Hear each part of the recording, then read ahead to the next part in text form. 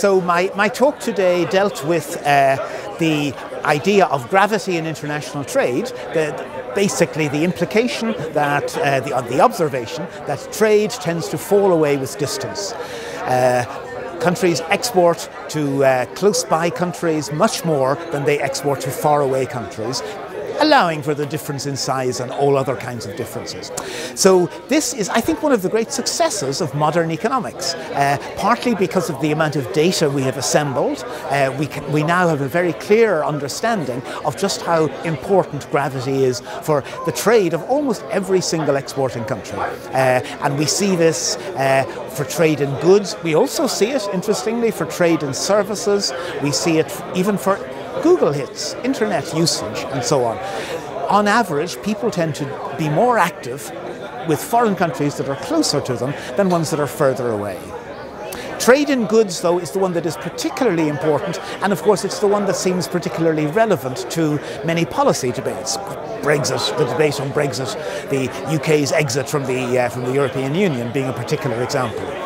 Now, it turns out that gravity is not just a fact. It is a fact, the evidence is overwhelmingly in favour of it, but there's also a theory underlying this. And that theory allows us to do what economists call counterfactuals, which means to think about what would be the implications of a change in circumstances. An obvious example being a change in the trade barriers between Britain and other trading countries.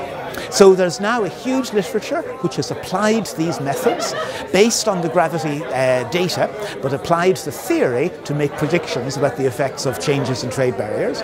In the context of the Brexit debate, the theories show overwhelmingly that basically Brexit and its effect on trade and British real incomes will be negative. More negative the harder the Brexit. Not so negative overall, even for a very hard Brexit.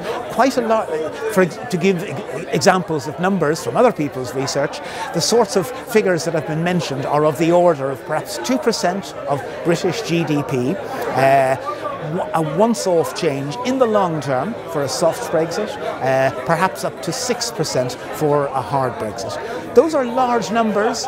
To put them in context, Britain's National Health Service costs 7% of GDP.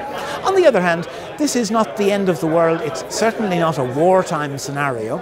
People who really want Brexit for non-economic reasons would, I think, in many cases be willing to make that sacrifice. And I think it has to be said, Brexit is about much more than economics and about much more than trade.